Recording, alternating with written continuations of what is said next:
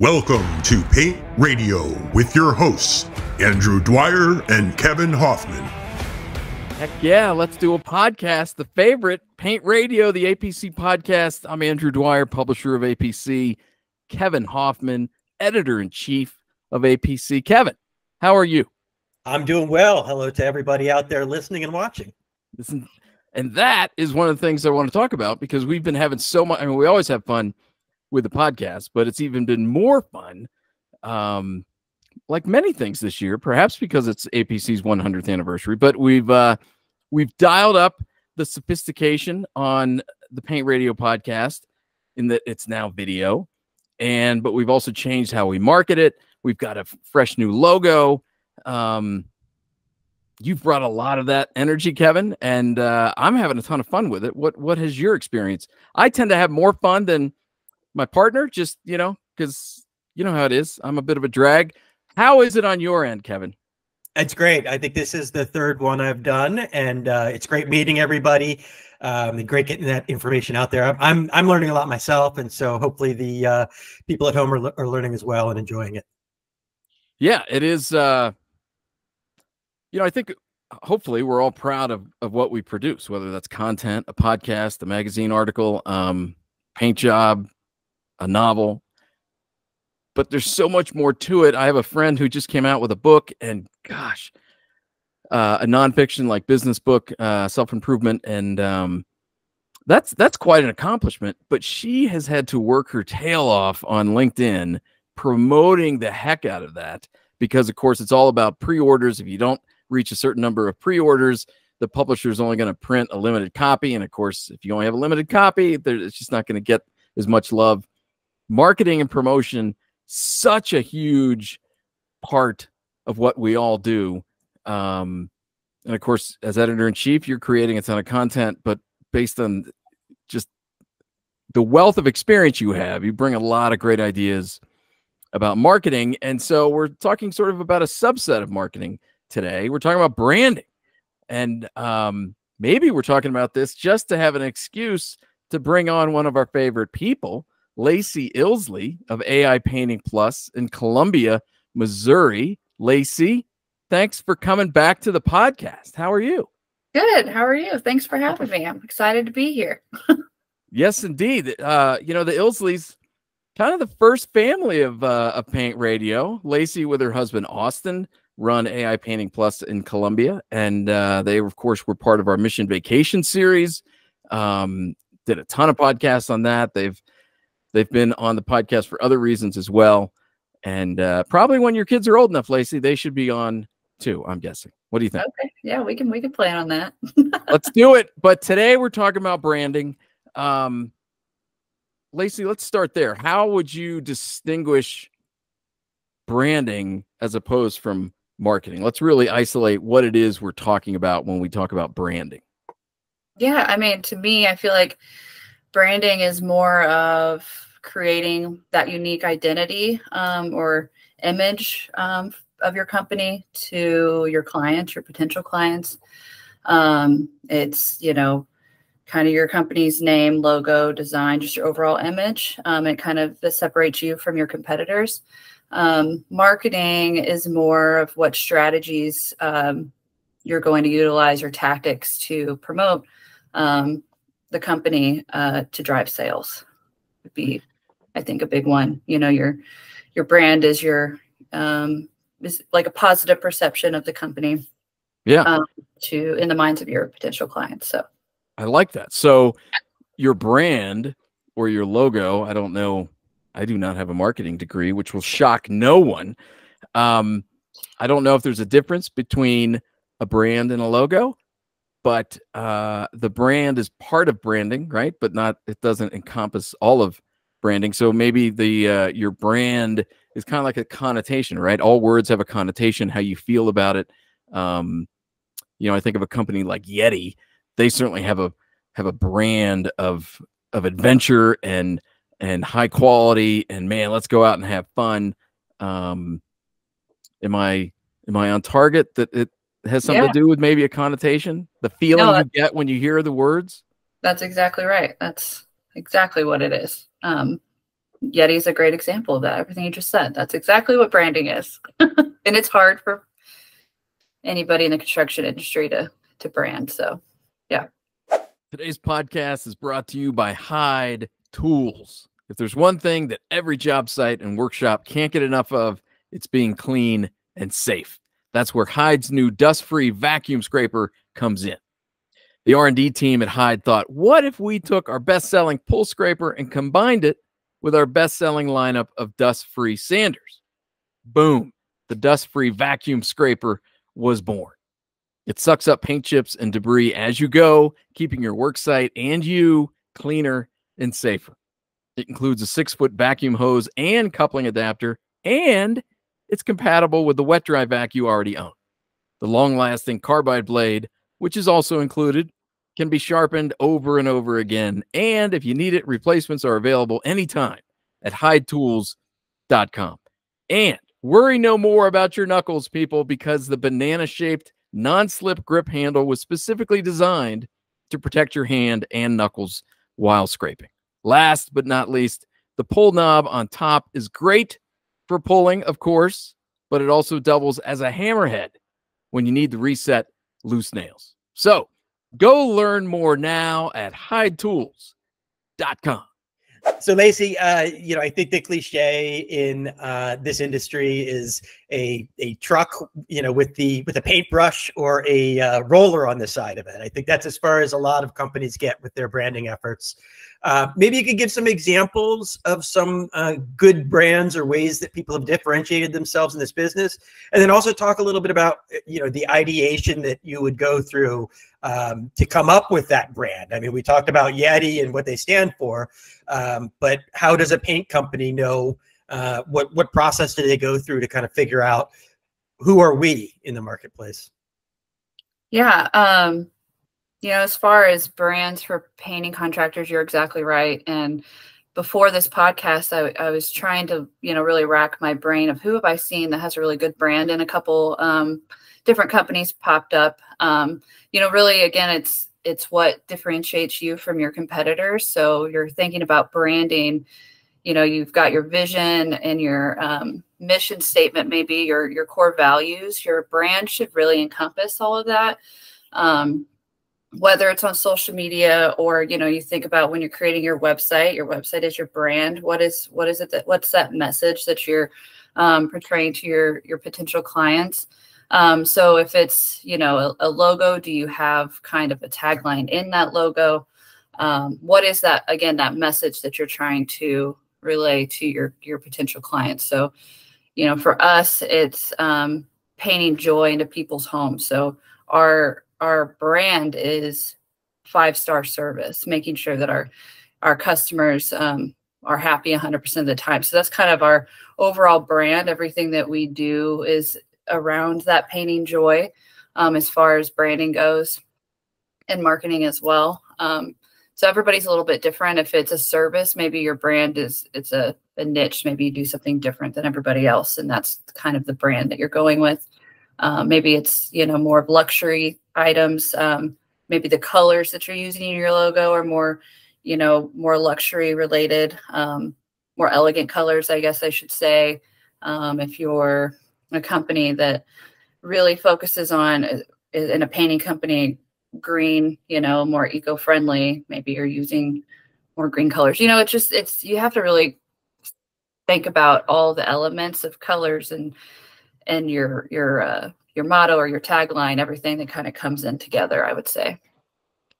So to what extent, if any, is your brand directly related to your target market? So I would guess if you live in in Savannah or Beacon Hill in Boston, and your target is high-end historic repaint, I'm guessing your brand would and should focus on that.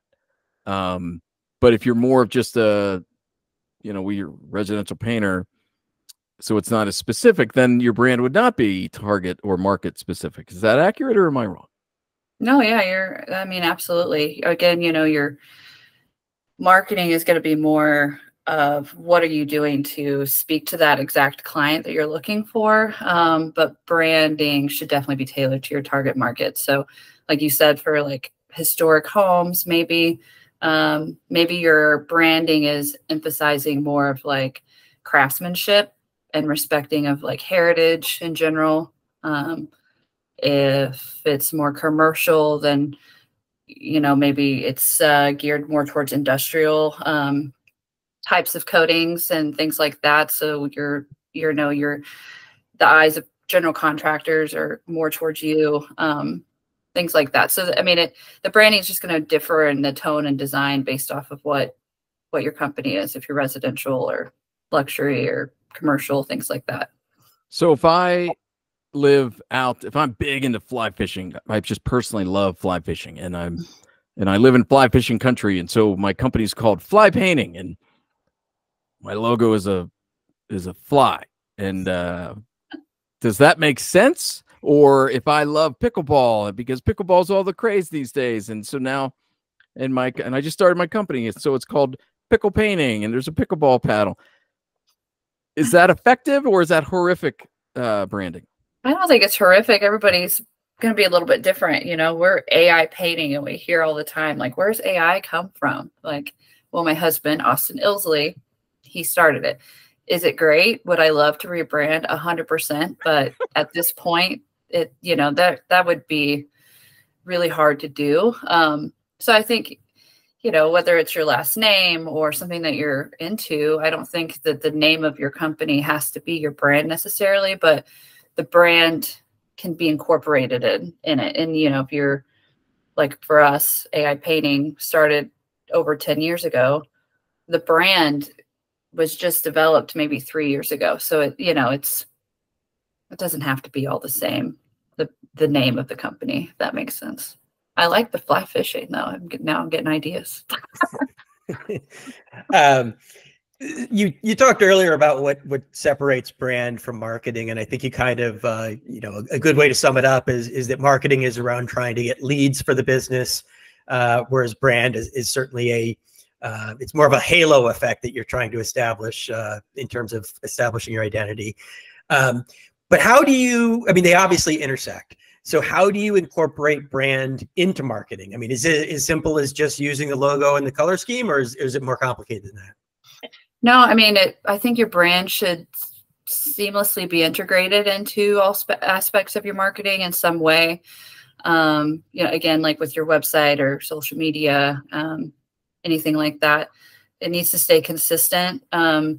The message that you're portraying needs to be the same across all those platforms, just to help, when you think about, like, for us, when we are branding or marketing, I should say, but it's a part of our brand is, if we're doing a radio ad or we're in a magazine, or I kind of think of it as, again, marketing is you're driving your sales, you need leads now. Branding is like filling like the cups up and everything, like, so that they might not need you right now. They might not need painting right now, but they know you, they know your brand, they hear you, they see you everywhere. So branding isn't, you don't brand your company on social media and that's all you're doing.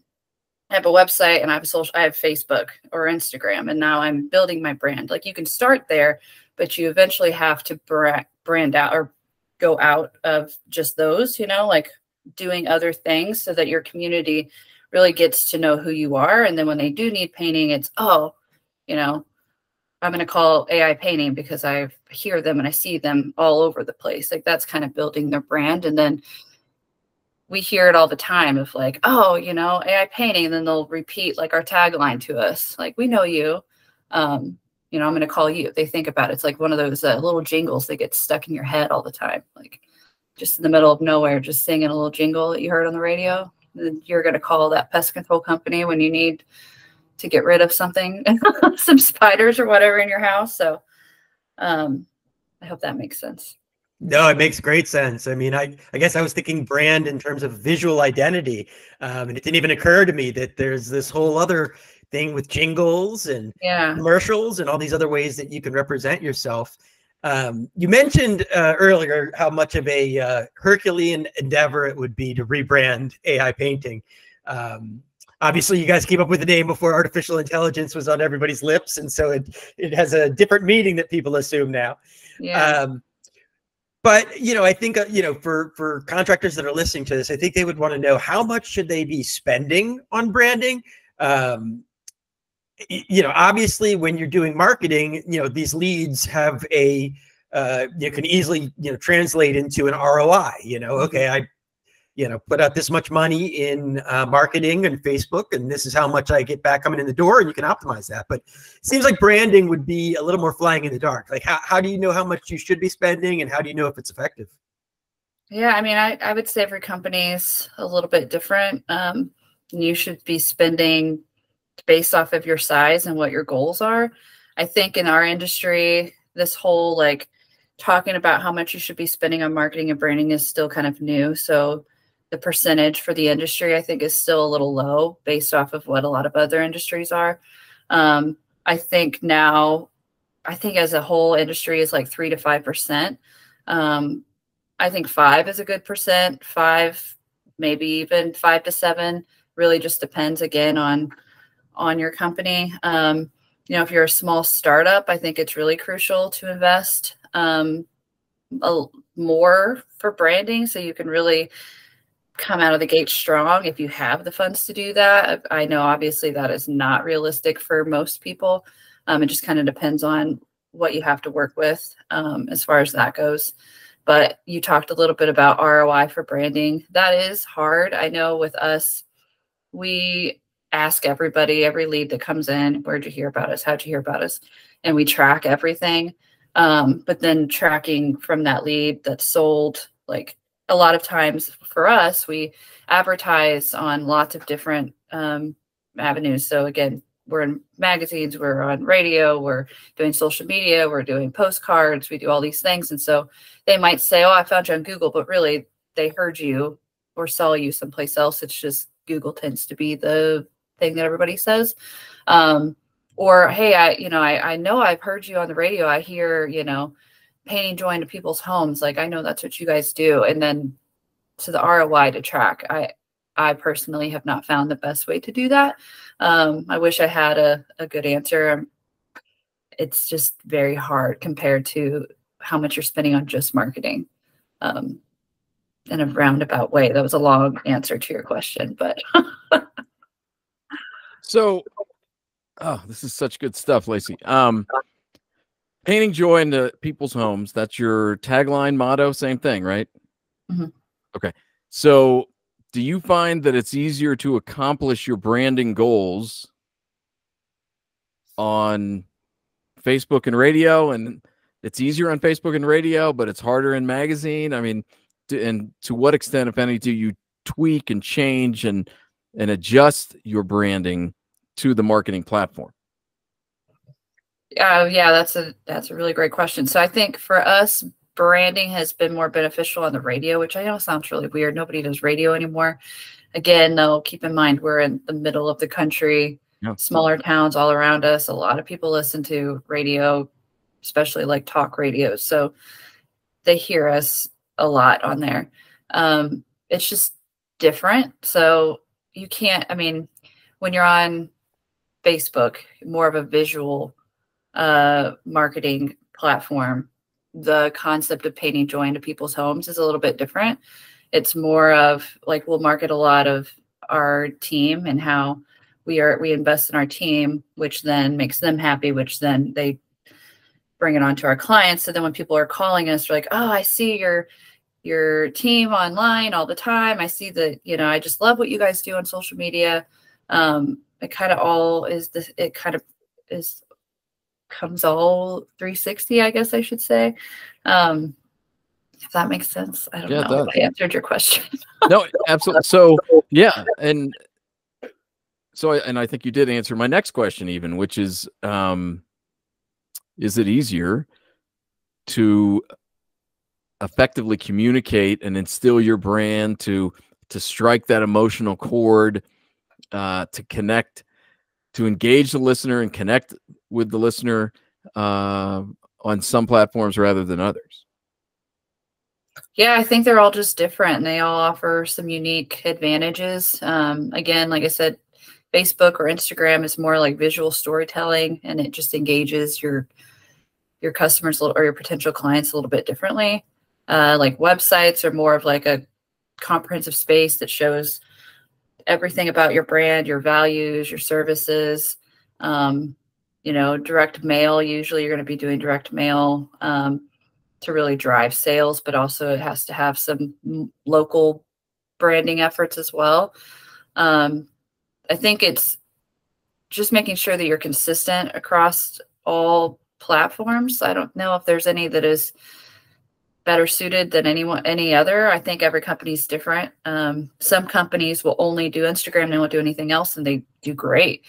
And some companies, like us, we kind of branch to all different things, and that's what works for us. So it just kind of depends on where you're located, I would say. What are other companies doing in your community that you see are doing well? It doesn't have to be other painting companies. For us, there's a specific pest control company that we kind of mimic because they just do an amazing job and everybody knows their name, and everybody, like if you need pest control, that's why I use them as an example. You immediately think of them, and that's what we're trying to do in the painting world in our community. So it's just different. Depends on we where bring joy into your home by killing the ruthless invaders. Yeah.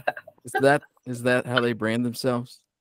Yeah, it's cute. They have like bugs talking in their commercials, and on all their branding is like in the bugs perspective, which is sad but also funny. They make it funny.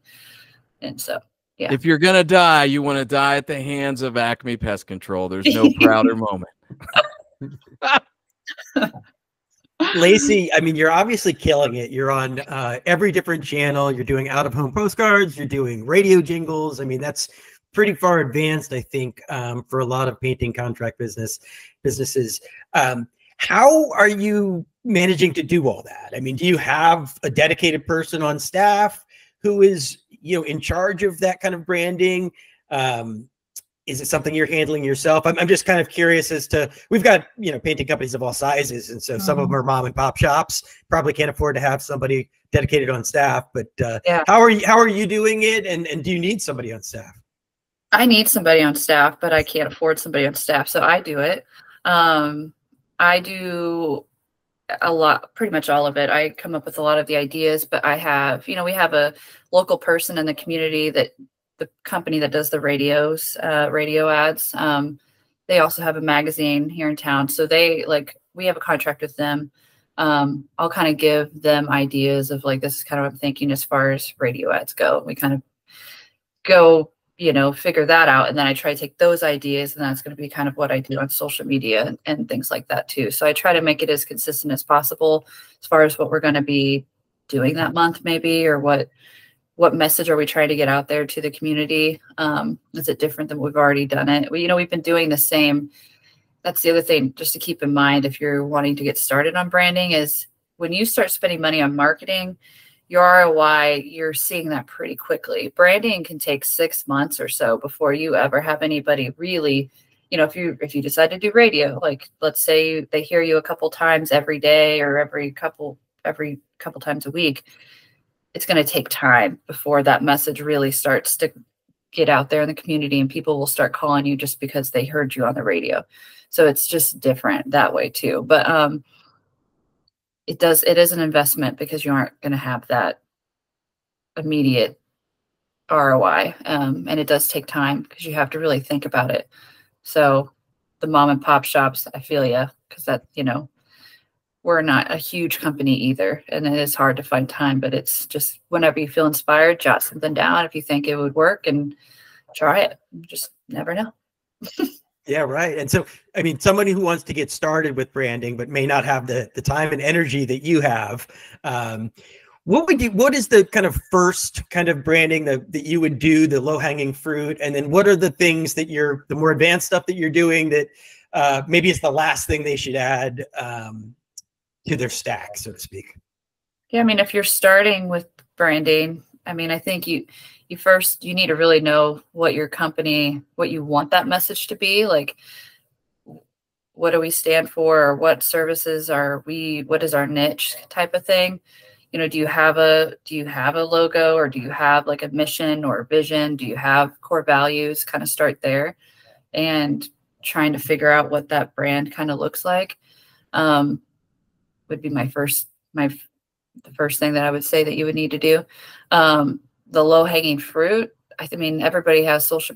You can start branding on social media. It's just not going to be call, 10% off or call now, free estimates or things like that. It's going to be more of, what are you doing? You know, what are you maybe doing in the community? Maybe that's part of your brand, is how much you invest in the community. What actually makes you stand out? Start there, because that's free for the most part, unless you decide to sponsor it.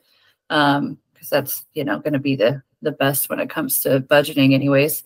And then it depends on your community. I know every community is a little different. Is it a magazine? Is it a really big magazine or something in your community? Or is it radio? Do people do radios? Or is it like a local TV show? I don't know, where you could start branding. It's just different for everybody. So it's hard to say that. Just maybe start figuring out, like I said, like we went off of a pest control company. Is there a company in your community that is doing a really awesome job? Maybe ask them what they do in the community and what works for them and what doesn't work. It doesn't, like I said, it doesn't have to be a painting company. We're just behind everybody else, roofers, even like all these other industry people in the construction industry aside, and any other company, they're all more advanced in the painting industry. We got into this game a little bit too late. So asking around also will be very beneficial to you. Don't reinvent the wheel. To go back to to use examples of other industries, I think it's interesting in the grocery business, even though there are different brands in every city, they tend to be owned by the same big company. But then you've got a company like Sprouts who tries to be, I think their brand is healthier, even though they don't go as far on the healthy continuum as Whole Foods does. And then you got Trader Joe's, who just tries to seem cool and hip. And, we just got a Trader Joe's a year or two ago in our town, and it was fascinating to watch the public either embrace or reject Trader Joe's. Some people, maybe their target market, I don't want to say, oh, that's hip and young, but some people just love the Trader Joe's brand. Oh, these are different brands, different food. This is so fun.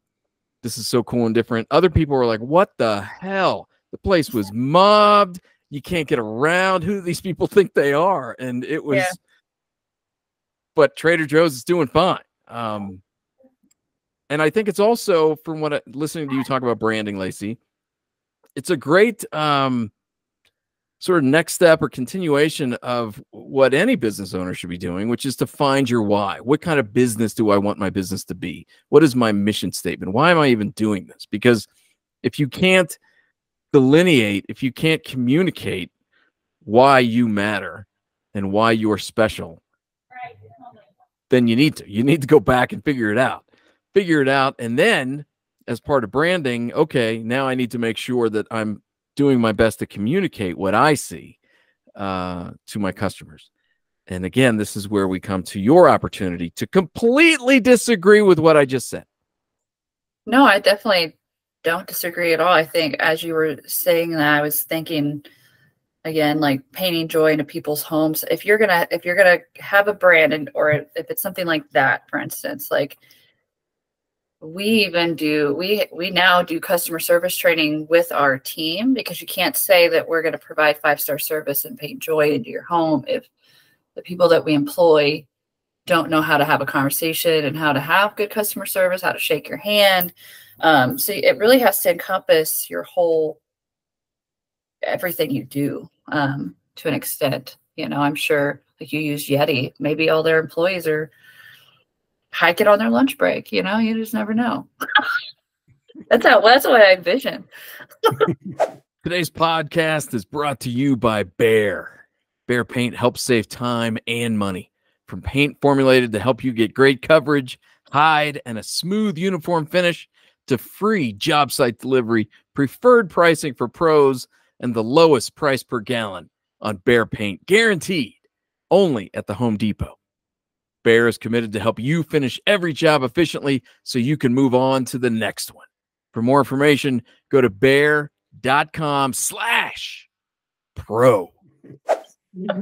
So you're obviously very knowledgeable about this, Lacey. I mean, is there any resources that you've used that you would recommend? Any books that you've read that you really think someone should read that's kind of a branding 101?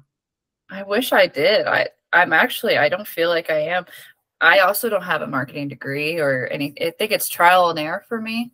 I do know, there are like Morgan Knox she's more experienced than I would be with a lot of this stuff. She would be, I always think of her when it comes to stuff like that. I know in the industry, there are a couple different people that help with this.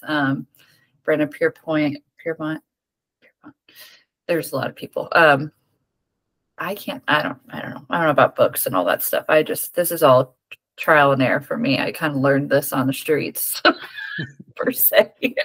So Lacey, your brand, your personal brand is modest and knowledgeable, whereas my personal brand is cocky and unknowledgeable.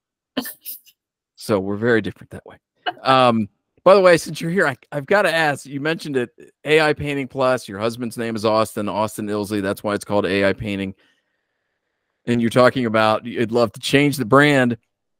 Is there a negative connotation that you think some customers hear AI painting and they think that robots are going to paint their house? What's the downside of having a company called AI Painting? It's kind of like back when the not the newspaper, the yellow books and the phone books and everything were a big thing. Everybody, A1, it's like, I want to be the first in the book. And so I feel like people see AI and their brain tells them A1. So that's one issue that I have, is that people get us confused with A1. And there is A1 companies in town, and a painting company that's not just different, not us. And so that's one thing I don't love. And then the repetition of just having to explain to everybody that we're not, again, where did AI come from? Like, are there robots? Why? I'm like, no, it's just telling them the story. So what we've started doing is just, we do have systems and processes for everything, and we have a lot of automations. So in that way, I guess AI kind of, but we're going to have humans that come and paint your house, and,